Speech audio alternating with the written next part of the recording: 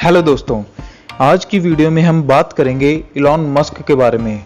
Elon Musk हैं कौन? Elon Musk एक south African born Canadian American business magnet हैं। इलॉन मस्क का जन्म 28 जून 1971 को साउथ अफ्रीका के प्रिटोरिया शहर में हुआ था। इलॉन मस्क एक far sighted, futuristic, barrier free thinking रखने वाले पर्सन हैं। इलॉन मस्क जैसे लोग सदियों में कोई दो चार ही पैदा होते हैं। इलॉन मस्क एक ऐसे व्यक्ति हैं जो फ्यूचर को कंट्रोल करना जानते हैं, एनविजन करके। इलॉन मस्क को बचपन से ही किताबें पढ़ने का बहुत शौक था। इसी कारण उन्होंने अपनी 10 साल की उम्र तक ही इतनी किताबें पढ़ डाली थी कि जो एक ग्रेजुएट बंदा भी नहीं पढ़ पाता।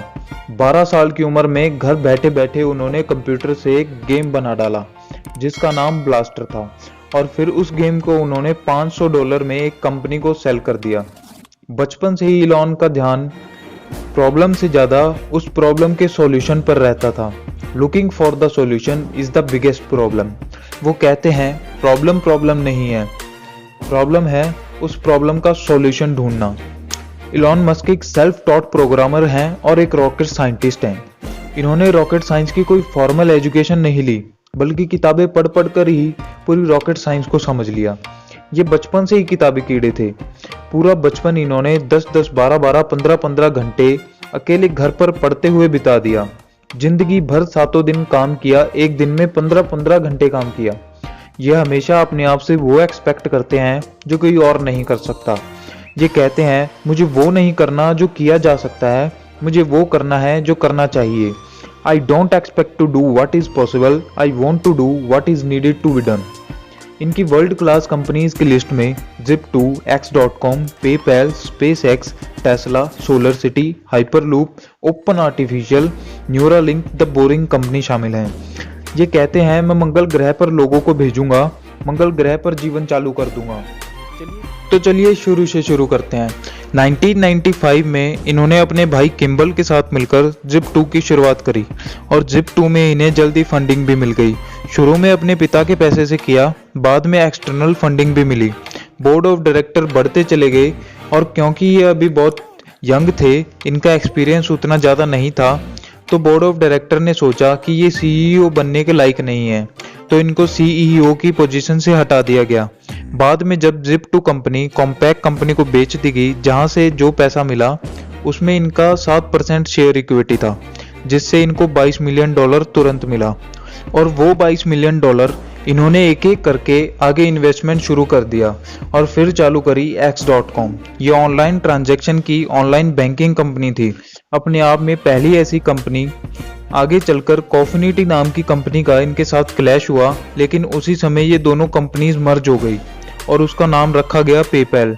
आज दुनिया भर में पेपैल फेमस है। उसको किसने स्टार्ट किया, उसको किसने बड़ा रूप दिया, वो इलॉन मस्क ही थे। जब इलॉन की शादी हुई तो वो अपने हनीमून पर गए हुए थे और पीछे से पेपैल से उन्हें किसी कारण कंपनी से बाहर निकाल दिया गया। लेकिन कंपनी से बाहर निकलते हुए उनका शेयर बहुत बड़ा हो चुका था। $165 मिलियन लेकर बाहर निकले तो ये फिर भी नहीं रुके। अब इन्होंने सोचा कि मंगल ग्रह पर जीवन होना चाहिए। इन्होंने सोचा मंगल ग्रह पर पेड़ पौधे लगाऊंगा, उसके बाद लोगों को बसाऊंगा, पूरा जीवन बसाऊंगा। उसके लिए ये रशिया गए। रशिया जाकर इन्होंने साइंटिस्ट से बात करी और बोला कि कोई ऐसे रॉकेट का अरेंजमेंट किया जाए कि मैं मंगल ग्रह पर जा सकूं। उन्होंने इन्हें $8 मिलियन का प्रपोजल दिया। तब इन्होंने सोचा कि यार $8 मिलियन तो बहुत ज़्यादा है। ये रशिया में काफ़ी नेगोशिएट करने की कोशिश किए तो इनके प्रोजेक्ट को रिजेक्ट कर दिया गया। तो जब इनके प्रोजेक्ट को रिजेक्ट कर दिया गया, फिर ये वापस अपने घर आ गए और आकर इन्होंने सोचा कि क्यों ना मैं ये कंपनी खुद ही बना लूं।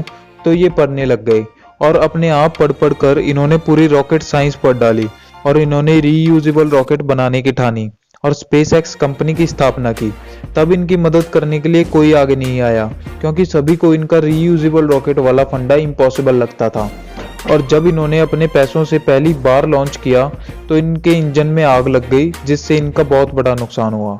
फिर उन्होंने दूसरी बार ट्राई किया तो इनका रॉकेट स्पेस में तो गया, लेकिन ऑर्बिट में नहीं पहुंचा और फिर ऑफ रूट हो गया।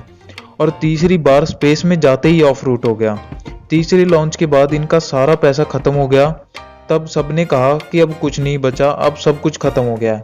पर इन्होंने हार नहीं मानी और कहा मैं एक ट्राई और करूंगा। तब इन्होंने अनाउंसमेंट किया कि चौथा लॉन्च मैं जल्द ही करूँगा।